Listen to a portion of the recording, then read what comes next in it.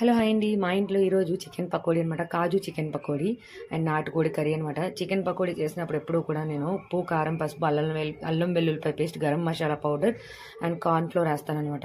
చాలా టేస్ట్గా ఉంటుంది, సింపుల్గా ఉంటుంది అనమాట. సింపుల్ ఇంగ్రీడియంట్స్తో చాలా టేస్టీగా చేసుకోవచ్చు అనమాట. అండ్ ఫిష్ ఫ్రై కూడా నేను అలాగే చేస్తాను.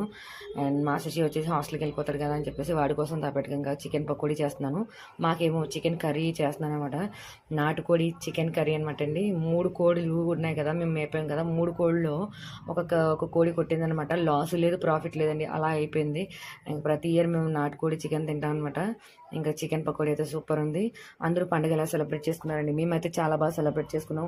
పండుగ కోసం ఊరు వచ్చిన వాళ్ళు అందరూ కూడా, సంక్రాంతి పండుగ కోసం వచ్చిన వాళ్ళు అందరూ కూడా జాగ్రత్తగా వెళ్ళారండి. సో ప్రతి సంవత్సరం కూడా సంక్రాంతి పండుగ మన ఊర్లో మనం చేసుకోవాలండి. అందరూ కూడా మన సంస్కృతిని, మన సాంప్రదాయాన్ని అస్సలు మర్చిపోకూడదు.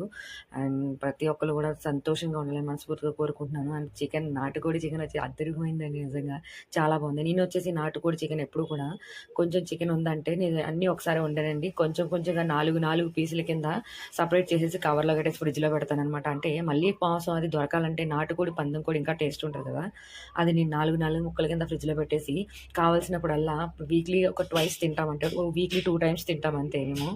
ఆ వీక్లీ 2 టైమ్స్ కూడా కావాల్సినప్పుడల్లా నేను 4 ముక్కలు తీసి అందులో ఏదైనా యాడ్ చేసి వండుతాను అనమాట. అది చాలా టేస్ట్గా ఉంటుంది అనమాట, సూపర్ టేస్ట్ ఉంటుంది. నాకైతే ఇలా ఇష్టం అనమాట. అంటే దాచుకొని తినడం కాదండి, మళ్ళీ దొరకని మాంసం అయితే ఇలా తినడం అంటే బాగుంటుంది కదా. సో మా నాటుకోడి చికెన్ అనమాట, అద్దరిపోయింది పందెం కోడి చికెన్. Bye bye.